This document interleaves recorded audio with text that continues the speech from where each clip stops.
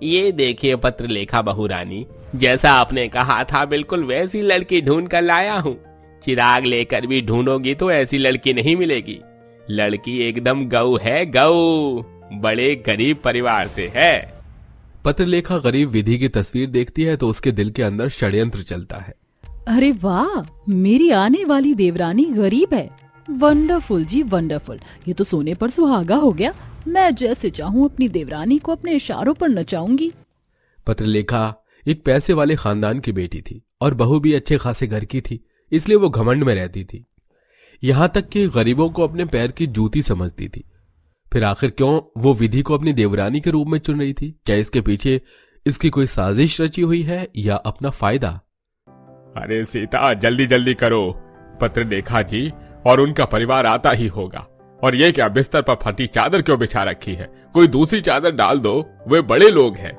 अजी, अपने घर में चादर कुर्सी कुछ भी नहीं है। उन लोगों को कहाँ उठाएंगे बिठाएंगे।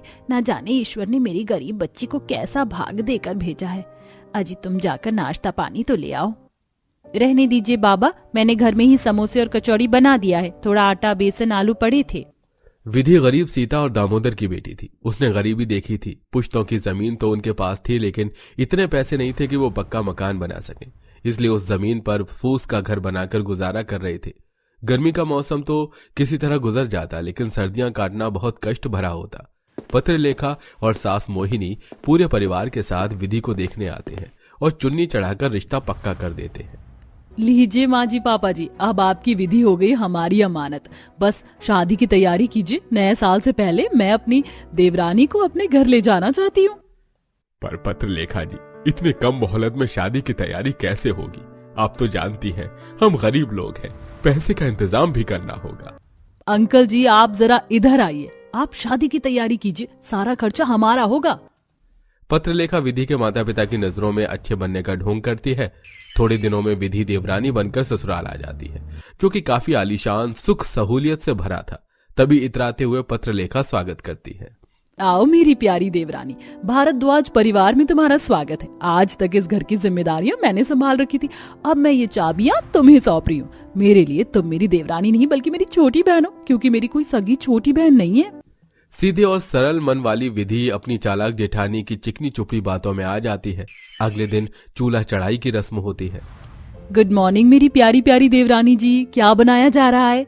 जी, वो पिताजी ने खेत की ताजी सब्जियां दी थी, सीताफल, लौकी, साग वगैरह। तो मैंने सोचा ठंड का मौसम भी है, मौका भी, दस्तूर भी, तो सबके लिए सरसों का साग, सीताफल की सब्जी और लौकी के कोफ्ते बना रही हूँ। साथ में रोटी चावल बना रही हूँ।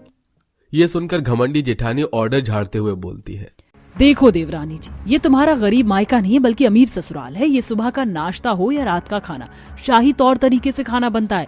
ये सीताफल, लौकी कोई नहीं खाता, तो तुम शाही पनीर, मटर मशरूम, पुलाव और चपाती बनाना। एंड मेक श्योर रोटी सूखी ना हो, बटर लगी हो। हम लोग खाते पीते घर के हैं।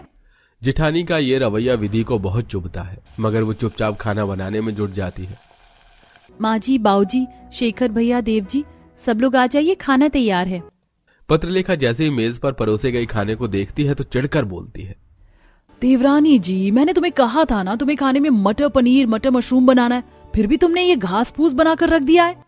जेठानी जी, आपने जो कुछ बनाने को कहा था मैंने बनाया है, लेकिन फिर पिताजी का दिया सब्जी फेंकने का दिल नहीं चाहा। वो बहुत मेहनत से सब्जी उगाते हैं ठंड में, इसलिए बना दिया। अरे कोई बात नहीं बहू, तुम परोसो, हम खाएंगे। क्यों भाई? हाँ, वैसे भी पत्रलेखा भाभी, ये मटर पनीर और शाही सब्जियां तो हम रोजाना ही खाते हैं, कभी हरी सब्जी भी खाना चाहिए। बहुत ही स्वादिष्ट खाना बनाया तुमने छोटी बहू, जुग जुग जियो। अरे सचमुच सब कुछ बहुत लाजवाब बनाया है, देव तेरी तो किस्मत खुल गई। ये लो छोटी बहू रानी, तुम्हारा शगुन, ये हमारा पुश्तैनी पाजेब है। इसे तुम पहन लेना, तुम्हारे हाथ में अन्नपूर्णा का वास सदा बना रहे।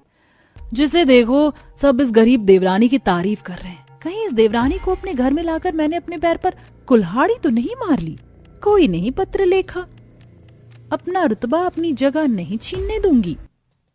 पत्रलेखा न केवल विधि को अपना दुश्मन मान लेती है, बल्कि अपनी सास के दिल में भी उसके प्रति जहर घोलती है। अब नया साल भी आने वाला होता है।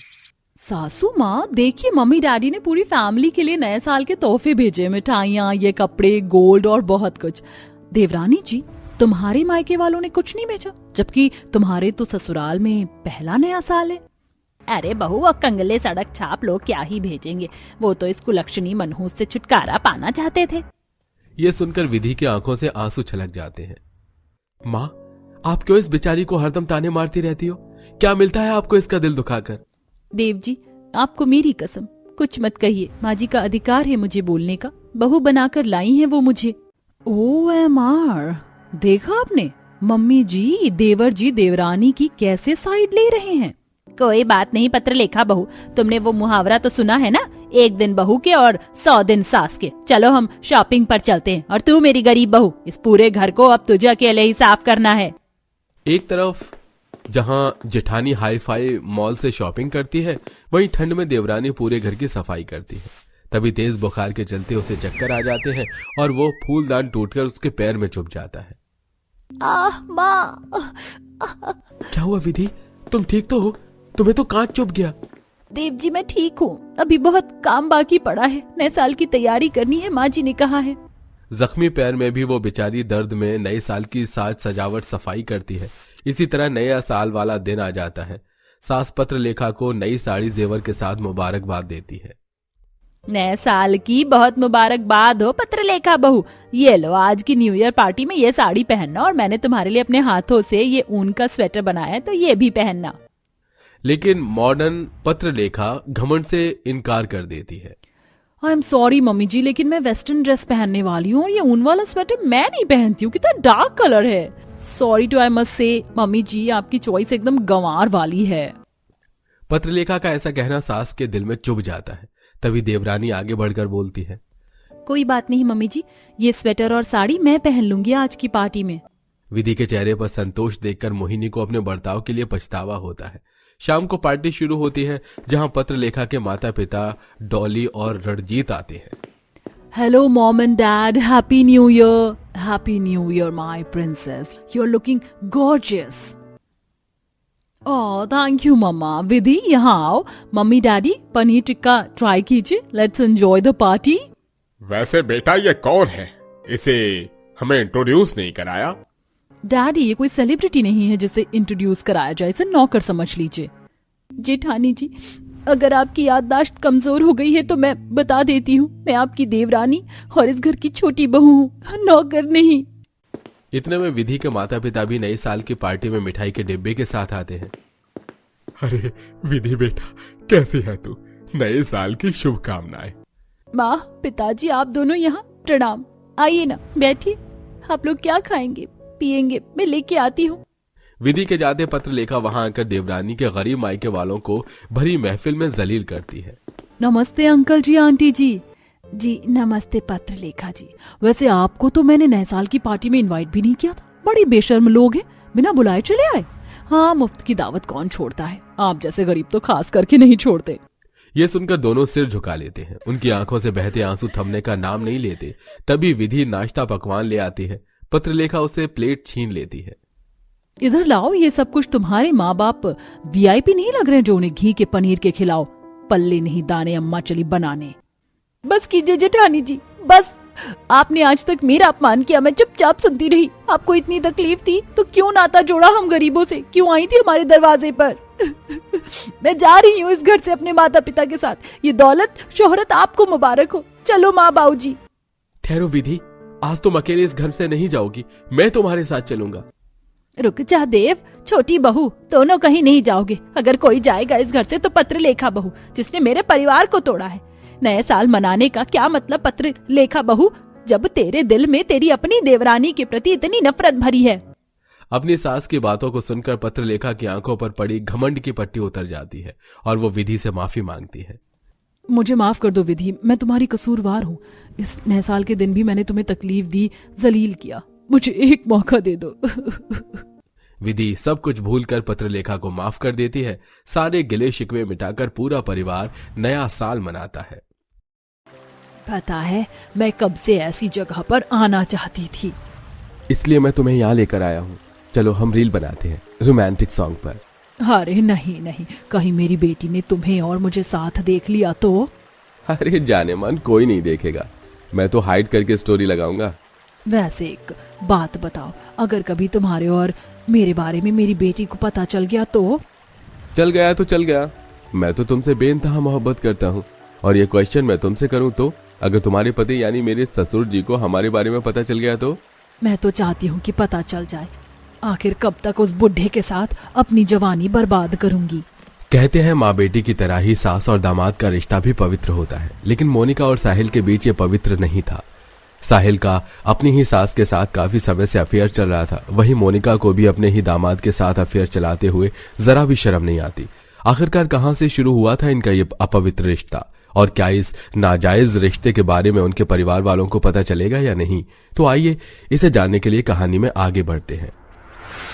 माया, मैं किसी और दिन तुम्हारी माँ से मिलूंगा, आज नहीं। मैं बहुत नर्वस हो रहा हूँ, और उन्होंने मुझे देखते ही रिजेक्ट कर दिया तो? ऐसा नहीं होगा। मेरी माँ पुराने जमाने की नहीं है, बल्कि आज के जमाने की है। उनकी थिंकिंग भी हमारी जैसी ही है। माया अपने बॉयफ्रेंड साहिल को अपने माँ बाप से मिलवाने के लिए अपने घर लाती है। साहिल जैसे ही माया की माँ मोनिका को देखता है तो देखता ही रह जाता है। दरअसल मोनिका इस उम्र में भी काफी ज्यादा यंग दिखती थी, यहाँ तक कि मोनिका बिल्कुल आजकल की जवान लड़कियों जैसे ही कपड़े पहनती थी। इनसे मिलिए, ये साहिल मेरा बॉयफ्रेंड। माया बेटा, तुम्हारा बॉयफ्रेंड तो बड़ा हैंडसम है। क्या बॉडी है इसकी, बिल्कुल किसी मॉडल की तरह लग रहा है। साहिल, तुम्हें मॉडलिंग में ट्राई करना चाहिए। हाँ जी, मैं भी इसी बारे में सोच रहा था। माया की मॉडर्न माँ मोनिका को अपनी बेटी का बॉयफ्रेंड साहिल काफी ज्यादा पसंद आ रहा था, जिसके चलते वो शादी के लिए हाँ कर देती है। और अब कुछ महीनों में साहिल और माया की धूमधाम से शादी हो जाती है। शादी के कुछ दिनों बाद साहिल अपनी पत्नी के साथ उसके मायके में ही रहता है। अरे यार, सारा मूड खराब हो गया है, कुछ समझ नहीं आ रहा क्या करूं। साहिल, सब ठीक तो है ना? काफी परेशान लग रहे हो। मुझे बहुत बड़ी कंपनी से जॉब ऑफर हुई है, लेकिन वो कंपनी इसी शहर में है, और हम तो कुछ ही समय में मेरे शहर जाने वाले थे। अब मैं क्या करूं, इतनी अच्छी जॉब हाथ से जाने नहीं दे सकता। तो क्या हुआ साहिल, तुम हमारे साथ ही यहाँ क्यों नहीं रुक जाते? वैसे भी ये भी तो तुम्हारा ही घर है।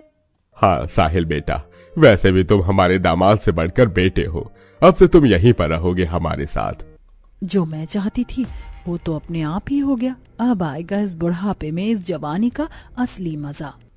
मोनिका कपड़ों और ख्यालातों से तो मॉडर्न थी ही, लेकिन अब वो अपनी बेशर्मी की सारी हदें पार करने वाली थी। इन्हें सर्दी हो गई ना, सूप बना रही थी। ला, मैं साहिल को दे आती हूँ। तेरे पापा को चाय पीने का मन कर रहा था, तू उनके लिए चाय बना दे। मोनिका सूप का बोल लिए जल्दी से अपने कमरे में जाती है और अपना टचअप करने लगती है। देखती हूँ कि कैसे मेरा दामाद मुझ पर फिदा नहीं होता। मोनिका सूप का बाउल लिए साहिल के कमरे में जाती है। मम्मी जी, आप सूप लेकर आ गई, माया कहाँ है? ओफो साहिल, डोंट कॉल मी मम्मी जी। तुम्हारी और मेरी उम्र में बस 5 साल का ही तो फर्क है। तुम तो मुझे मोनिका कहकर बुलाया करो, सबके सामने भले ही मम्मी जी कहना, अकेले में लेकिन सिर्फ मोनिका, अंडरस्टैंड? ओके मोनिका। मोनिका साहिल को मुस्कुराकर देखती है और अपने कमरे में चली जाती है। अपने दामाद को अपनी तरफ अट्रैक्ट करने के लिए मोनिका अगले दिन हॉट जिम वेयर पहन एक्सरसाइज कर रही होती है। आगे चल, पीछे मुड़, बाय जिग जैग, इसके बाद 1 2 3, गोल गोल राउंड राउंड। साहिल छत पर आता है और अपनी हॉट सास को देखता रहता है। कितनी हॉट सास है मेरी, काश ये मेरी सास ना होगा गर्लफ्रेंड या पत्नी होती।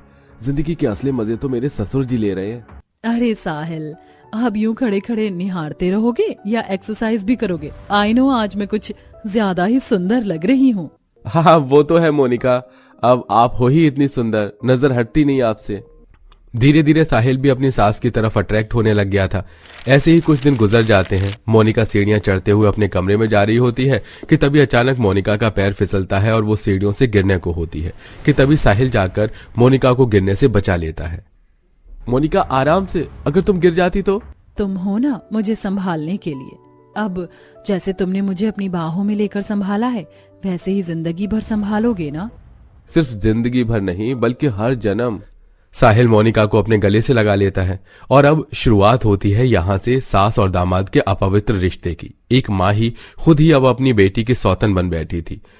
न इस नाजायज रिश्ते की खबर माया को थी और न ही नरेश को।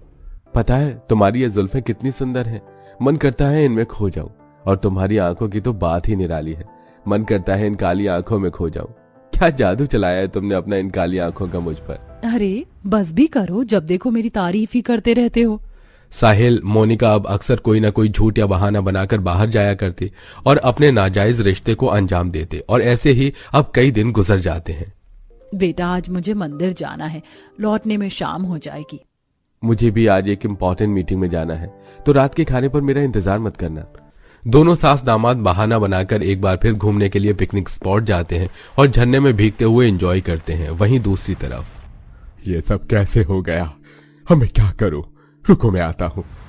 माया, तुम्हारे अंकल सुरेंद्र का एक्सीडेंट हो गया है। वो ठीक तो है ना पिताजी?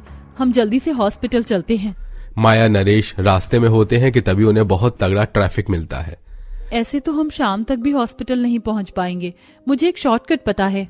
माया शॉर्टकट रास्ते से गाड़ी में अपने पिता के साथ हॉस्पिटल जा रही होती है कि तभी रास्ते में वही झरना पड़ता है जहां मोनिका और साहिल अपने नाजायज रिश्ते को अंजाम दे रहे थे, जिसे माया और नरेश देख लेते हैं। भीग लूं आज मैं तेरी बारिश में, भीग लूं आज मैं तेरी बारिश में।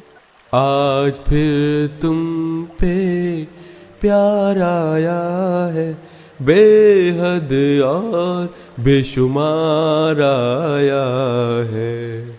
चलो ना साहिल बेबी, अब हम टाइटैनिक पोज में फोटो लेते हैं और उसके बाद हम हग करके रोमांटिक फोटो भी लेंगे। अपनी माँ और पति को यूं इस तरह झरने में रंगरेलियां उड़ाता देख माया को तो अपनी आंखों पर यकीन नहीं होता। ये सब क्या है? पापा बोल दीजिए ये झूठ है, ये नहीं हो सकता। माया, यही हकीकत है। मेरी ही गलती थी कि मैंने कभी तुम्हारी माँ पर लगाम नहीं लगाया। मेरी वजह से मेरी बेटी का भी घर उजड़ गया। अपनी आंखों से यह नजारा देख माया और नरेश दोनों वहां से चले जाते हैं। थोड़ी देर में साहिल और मोनिका भी घर आते हैं। जैसे ही वो लोग घर पहुंचते हैं तो देखते हैं कि नरेश एक औरत के साथ बैठकर ड्रिंक कर रहा है, वहीं माया भी अपने मेल फ्रेंड्स के साथ एंजॉय कर रही है। ये सब देख माया, ये तुम क्या कर रही हो? मेरे पीठ पीछे तुम इस तरह एंजॉय करती हो? तुम्हें शर्म नहीं आई अपने पति को इस तरह धोखा देते हुए? आपको तो चुल्लू भर पानी में डूबकर मर जाना चाहिए। इस उम्र में ये हरकत करते हुए शर्म नहीं आई आपको? देखा माया बेटा, हमें शरीफी का पाठ भी कौन पढ़ा रहा है, जिन्होंने बेशर्मी की सारी हदें पार कर दी। नरेश ने गाड़ी में बैठे बैठे मोनिका और साहिल की फोटो ले ली थी, जिन्हें वो अब उन दोनों को दिखाता है। क्या हुआ? अब क्यों चुप हो गए आप लोग? असलियत सामने है इसलिए? इस आदमी से तो मैं क्या ही उम्मीद रखूं, लेकिन माँ, आपको शर्म नहीं आई अपनी बेटी का घर उजाड़ते हुए? ऐसी माँ होने से अच्छा ही था कि आप मुझे पैदा करते ही मर जाती। तुम किसी और के साथ भी चक्कर चलाती तो शायद मैं तुमसे इतनी नफरत नहीं करता जितनी अब मैं तुमसे कर रहा हूं। निकल जाओ मेरे घर से। अपने हाथों से अपनी बेटी का घर उजड़ता और अपने जीवन साथी को यूं धोखा देते हुए आज मोनिका और साहिल को अपनी गलती का एहसास हो जाता है। नहीं, मैं आप सबको छोड़कर कहाँ जाऊंगी। मैं जानती हूँ मुझसे गलती हुई है जो माफी के लायक नहीं है, लेकिन आज अपनी बेटी की आंखों में आंसू देख मुझे मेरी गलती का एहसास हो रहा है। मुझे माफ कर दीजिए। माया, हम इतने सालों से एक साथ हैं, क्या तुम मुझे एक भी मौका नहीं दोगी अपनी गलती सुधारने का? अब सब तभी ठीक हो सकता है जब तुम बेटी अपनी पति को लेकर यहां से चली जाओ। अब यही एक रास्ता बचा है। उसी वक्त माया और साहिल अपना सामान पैक करके वहां से चले जाते हैं। वहीं अब मोनिका भी अपनी इस मॉडर्नपन को छोड़ देती है और बीते समय के साथ साथ धीरे धीरे सब ठीक होने लगता है। लेकिन मोनिका और साहिल ने जो अपने जीवन में गलती की थी, शायद ही वो इस गलती को कभी भुला पाए।